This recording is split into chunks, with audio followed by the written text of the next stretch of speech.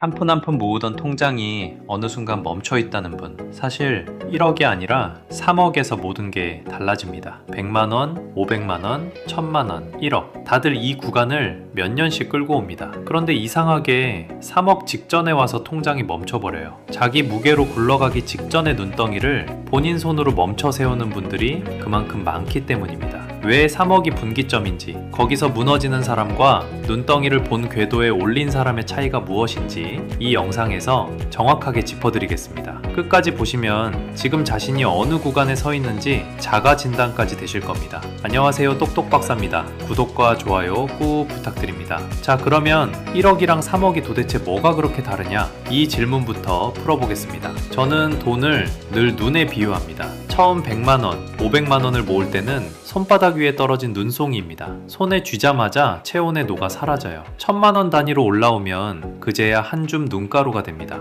1억쯤 되면 무릎 높이 눈덩이가 됩니다. 사람이 직접 옆에서 굴려야 굴러가는 크기죠. 3억을 넘기는 순간부터 비로소 풍경이 바뀝니다. 자기 무게로 굴러가는 눈덩이가 됩니다. 5억은 한 사람의 힘으로는 멈출 수 없는 눈덩이고, 10억은 산 전체를 뒤덮는 거대한 설벽입니다. 이게 단순한 비유 같지만 물리적으로도 성질이 다릅니다. 손바닥 위 눈송이는 체온만으로도 녹아 사라집니다. 무릎 높이 눈덩이는 며칠만 안 보면 햇볕에 부서지고요. 무엇보다 작은 눈덩이는 스스로 굴러가지 못합니다. 사람이 옆에서 계속 밀어주지 않으면 그 자리에 멈춰버립니다. 그런데 임계 크기를 넘긴 눈덩이는 다릅니다. 자기 무게로 굴러갑니다. 굴러가면서 옆에 쌓인 눈을 알아서 빨아들이고 한 바퀴 돌 때마다 둘레가 2배씩 늘어납니다. 숫자 하나로 바로 보여드리겠습니다. 3억을 연 8% 수익률로 운용한다고 해봅시다. 8%라는 숫자가 어디서 나왔냐? S&P 500의 1970년부터 2020년까지 50년 평균 수익률이 배당 포함 연 10.74%입니다. 거기서 보수적으로 깎아 8%를 잡은 겁니다. 무리한 가정이 아니에요. 같은 기간 나스닥 100을 보면 그림이 한 번 더 가팔라집니다. 나스닥 100 추종 지수는 1985년 출범 이후 약 40년간 배당 포함 연평균이 약 13% 수준이고, 보수적으로 잡아도 연 12%로 굴릴 수 있습니다. 즉 같은 3억이라도 S&P 500 기준이면 8%, 나스닥 100 기준이면 12%. 두 가지 시나리오로 같이 비교해 두는 게 정확합니다. 3억의 8%면 1년에 2,400만원입니다. 12개월로 나누면 월 200만원이고요. 같은 3억을 나스닥 100 기준 12%로 굴리면 1년 3,600만원, 월 300만원으로 한 단계 더 올라갑니다. 잠시 멈추고 이 숫자를 보세요. 월 200만원. 더 공격적으로 굴리면 월 300만원. 우리나라 직장인 평균 세후 월급이 250만에서 300만원 사이입니다. 즉 3억을 갖춘 순간부터는 자본이 한 사람의 월급과 거의 같은 무게로 일을 하기 시작한다는 뜻입니다. 그런데 1억은 어떨까요? 1억의 8%면 연 800만원, 월 67만원입니다. 솔직히 생활비 보조 수준이죠. 2억은요, 월 133만원입니다. 부업 하나 더 뛰는 정도. 통장에 1억이 있어도 2억이 있어도 내 노동을 멈출 수가 없습니다. 자본이 아직 너무 작아서 스스로 굴러가지 못하는 겁니다. 그래서 그 구간이 그렇게 답답한 거예요. 모은 만큼 통장이 일을 안 해주니까요. 그런데 3억을 넘기는 순간 풍경이 바뀝니다. 자본 혼자 월급 한 사람치를 벌어옵니다. 내가 잠을 자도 휴가를 가도 회사가 흔들려도 그 눈덩이는 멈추지 않습니다. 손으로 굴리던 눈덩이에서는 절대 일어날 수 없는 일이 임계점을 넘긴 눈덩이에서는 자연스럽게 일어나는 겁니다. 바로 이 지점이 우리가 그토록 찾던 분기점입니다. 그래서 사람들이 1억까지의 8년, 9년을 이 악물고 버티는 겁니다. 다만 그 분기점이 되는 순간이 왜 이렇게 멀게만 느껴지는 걸까요? 3억이 게임 체인저라는 건 알겠습니다. 여기서 한 가지 더 보여드릴게요. 3억을 시드로 두고 거기에 매달 추가로 50만원, 100만원, 150만원, 200만원, 300만원을 10년 동안 같이 부었을 때 통장이 어디까지 가는지 시뮬레이션 해봤습니다. 두 가지 시나리오로 같이 봅니다. 하나는 S&P 500 기준 연 8%, 다른 하나는 나스닥 100 기준 연 12%입니다. 먼저 S&P 500 기준 연 8%입니다. 3억만 그대로 두면 10년 뒤 약 6억 6천만 원이 됩니다. 여기에 매달 50만원씩 더 부으면 10년 뒤 약 7억 6천만 원, 100만 원이면 약 8억 5천만 원, 150만 원이면 약 9억 4천만 원, 200만 원이면 원이면 약 10억 3천만 원, 300만 원이면 약 12억 1천만 원까지 올라갑니다. 같은 조건을 나스닥 100 기준 연 12%로 돌리면 그림이 한 단계 더 가팔라집니다. 3억만 두면 10년 뒤 약 9억 9천만 원입니다. 매달 50만 원이면 10년 뒤 약 11억 1천만 원, 100만 원이면 약 12억 2천만 원, 150만 원이면 약 13억 4천만 원, 200만 원이면 약 14억 5천만 원, 300만 원이면 약 16억 8천만 원까지 갑니다. 같은 3억이라도 그 위에 무엇을 얼마나 더 얻느냐에 따라 10년 뒤 통장 자릿수가 한 번 더 바뀝니다. 매달 100만 원만 더 보태도 10년 뒤에 12억 원대가 보이고 300만 원을 부을 수 있는 분이라면 16억 원대까지 올라갑니다. 3억은 출발선이지 결승선이 아니라는 말이 여기서 나옵니다. 그런데 문제는 따로 있습니다. 그 직전에, 정확히 그 직전에 무너지는 사람이 생각보다 많습니다. 자, 그러면 본격적인 질문을 던져보겠습니다. 왜 유독 2억 근처에서 멈추는 분이 그렇게 많을까요? 1억까지는 이를 악물고 왔는데 그 다음부터 통장이 마치 누가 손으로 잡은 것처럼 천천히 움직입니다. 이게 단순히 운이 없거나 수익률이 부족해서 그런 게 아닙니다. 임계 크기 직전의 눈덩이가 가장 취약하기 때문입니다. 그 취약한 구간에서 사람이 눈덩이를 스스로 멈춰 세우는 행동을 5번 합니다. 이걸 하나씩 따라가 보겠습니다. 첫 번째 함정은 속도 착각입니다. 0에서 1억까지 오는 동안에는 매달 모은 돈이 그대로 통장에 쌓이는 게 보입니다. 100만 원 넣으면 100만 원이 늘어요. 그런데 1억을 넘어 2억으로 가는 구간이 되면 같은 100만 원을 넣어도 체감 속도가 절반으로 줄어드는 느낌이 듭니다. 비율이 작아지니까 그래 보이는 거죠. 문제는 여기서 사람들이 내가 뭘 잘못하고 있나 라고 생각한다는 겁니다. 사실은 잘못된 게 아닙니다. 눈덩이가 자기 무게로 굴러가려면 일정 크기를 넘어야 하는데 아직 무릎 높이라서 가속이 안 보일 뿐이에요. 작은 눈덩이는 바람만 불어도 멈춥니다. 임계 크기를 넘긴 눈덩이는 웬만한 바람에는 그냥 굴러가고요. 지금 흔들리는 건 눈이 약해서가 아니라 아직 임계 크기가 아니기 때문입니다. 그런데 이 사실을 모르면 첫 번째 균열이 생깁니다. 두 번째 함정은 소비 레벨업입니다. 통장에 1억이 찍히는 순간 사람의 마음이 한번 풀어집니다. 이 정도면 나도 좀 써도 되겠지? 자동차를 바꾸고 인테리어를 손보고 미뤄둔 여행을 갑니다. 같은 나이, 비슷한 연봉인데 옆자리 동료는 좋은 차를 끌고 다니거든요. 비교가 시작되면 지갑이 열립니다. 월급은 그대로인데 고정 지출이 슬쩍 올라요. 한번 올라간 생활 수준은 거의 안 내려옵니다. 저축률이 떨어지고 매달 눈덩이에 보태야 할 눈가루가 줄어듭니다. 1억 모을 때 매달 100만 원씩 굴리던 분이 이 구간에서 70만 원으로 줄어듭니다. 본인은 줄어든 줄도 잘 몰라요. 이렇게 눈덩이로 들어와야 할 눈이 옆으로 흩어지기 시작합니다. 그런데 이게 수익률 문제가 아닙니다. 타이밍 문제도 아닙니다. 진짜 원인이 따로 있었습니다. 세 번째 함정은 변동성 공포입니다. 1억을 어렵게 모아서 시장에 넣어두면 어느 날 갑자기 화면이 빨갛게 변합니다.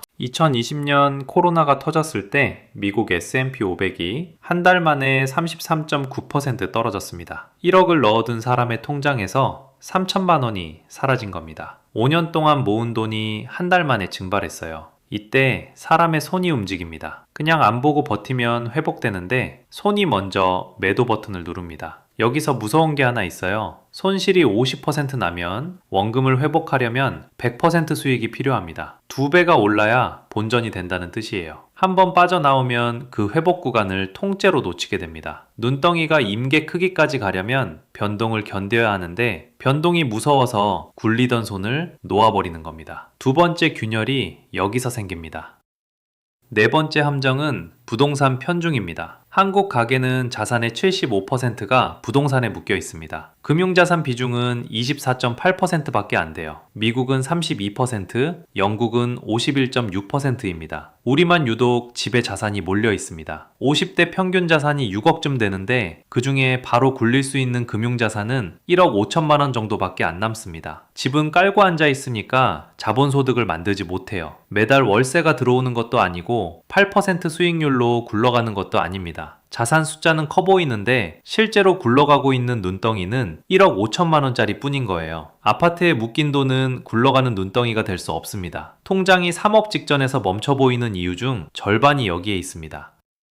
마지막 다섯 번째 함정이 제일 안타깝습니다. 완주 포기예요. 2억 넘어서 3억으로 가는 구간이 가장 길고 가장 지루합니다. 이 시기에 사람들이 흔들립니다. 내가 가는 방향이 맞나? 더 빠른 방법이 있지 않나? 그러면서 전략을 바꿉니다. ETF 하다가 개별 주식으로 갈아타고 그러다 코인을 기웃거리고 다시 부동산 갭 투자를 알아봅니다. 매번 새로 시작하니까 복리가 처음부터 다시 쌓여야 합니다. 눈덩이가 자기 무게로 굴러가려면 같은 비탈에서 계속 굴러야 하는데 매번 새 비탈로 옮기면 눈덩이가 깨져버려요. 결국 임계 크기 직전에, 정확히 그 직전에 본인 손으로 굴리던 눈덩이를 멈춰 세우는 겁니다. 5년을 굴려서 만든 눈덩이를 의심 한 번에 부숴요. 2억에서 3억으로 가는 길에 이 5개의 균열이 거의 정확한 순서로 나타납니다. 속도가 느려 보여서 흔들리고 그 사이 소비가 슬쩍 올라가고 변동성에 한 번 데이고 부동산에 묶이고 결국 의심 끝에 전략을 갈아엎습니다. 하나씩 보면 별것 아닌데 5개가 겹치는 순간 눈덩이는 임계 크기에 못 갑니다. 그래서 누군가는 16년을 굴려도 2억에서 멈추고 누군가는 같은 기간에 3억을 넘겨 가속에 올라타는 겁니다. 그럼 눈덩이를 본 궤도에 올린 사람들은 어떻게 했을까요? 공통점이 정확히 3가지였습니다. 그럼 눈덩이를 본 궤도에 올린 사람들은 무엇이 달랐을까요? 공통점이 정확히 3가지였습니다. 의외로 단순하고 의외로 지루한 것들입니다. 첫 번째 공통점은 수익률보다 저축률을 먼저 본다는 것이었습니다. 우리는 보통 어디에 투자하면 더 벌까부터 묻습니다. 그런데 눈덩이를 본 궤도에 올린 사람들은 그 질문을 뒤로 미뤘습니다. 먼저 본 건 매달 들어오는 돈에서 얼마를 떼어놓을 수 있느냐였습니다. 연봉 3천만 원인 직장인이 매달 100만 원씩 저축하면 1억까지 약 8년 6개월이 걸립니다. 같은 사람이 저축률을 10%에서 20%로 올리면 그 시간이 눈에 띄게 줄어듭니다. 수익률 1%를 더 짜내려고 종목을 갈아타는 동안 옆 사람은 저축률 10%를 올려서 이미 한 칸을 더 가 있더라는 겁니다. 눈덩이는 결국 눈의 양이 많아야 굴러갑니다. 수익률은 그 다음 문제입니다. 두 번째 공통점은 공격보다 방어를 먼저 설계한다는 점이었습니다. 앞에서 말씀드렸죠. 손실이 50% 나면 원금 회복에 100% 수익이 필요합니다. 그래서 눈덩이를 본 궤도에 올린 사람들은 더 버는 법보다 안 새는 법을 먼저 짰습니다. 가장 흔한 방식이 절세 계좌입니다. 연금저축에 600만원, IRP에 300만원까지 합치면 한 해에 900만원까지 세액공제를 받을 수 있습니다. 총급여 5,500만원 이하라면 환급액이 최대 148만 5천원입니다. 매년 돌려받는 이 돈이 그대로 다시 눈덩이에 합류합니다. ISA 계좌로는 투자 수익에 붙는 세금을 한 번 더 걸러냅니다. 흩어지는 눈을 먼저 막아야 눈덩이가 작아지지 않습니다. 이게 두 번째 조건입니다. 마지막으로 이 숫자 하나만 보고 가시면 됩니다. 세 번째 공통점은 자동화였습니다. 눈덩이를 본 궤도에 올린 사람들은 자기 의지를 믿지 않았습니다. 이번 달은 좀 빠듯하니까 다음 달부터 하자는 마음이 어떻게 생기는지 너무 잘 알기 때문입니다. 그래서 월급날 다음 날에 저축과 투자가 자동이체로 먼저 빠져나가게 만들어 놨습니다. 남은 돈으로 한 달을 사는 구조입니다. 인간의 의지력은 유한하지만 시스템은 매달 어김없이 실행됩니다. 눈덩이는 인간이 굴리는 게 아닙니다. 비탈이 만들고 시스템이 굴러가게 합니다. 이 3가지로 일단 3억을 만들어 놓으면 그 다음은 시간이 일합니다. 3억을 연 8%로 그냥 두기만 했을 때 5년 뒤 약 4억 4천만 원, 10년 뒤 약 6억 5천만 원, 15년 뒤 약 9억 5천만 원. 같은 3억을 나스닥 100 기준 12%로 굴리면 5년 뒤 약 5억 3천만 원, 10년 뒤 약 9억 3천만 원, 15년 뒤 약 16억 4천만 원까지 갑니다. 추가로 한 푼 더 넣지 않아도 혼자서 이렇게 굴러갑니다. 그리고 이 숫자가 진짜 중요한 이유는 노후에 있습니다. 우리나라 국민연금 평균 수령액이 월 67만 원입니다. 그런데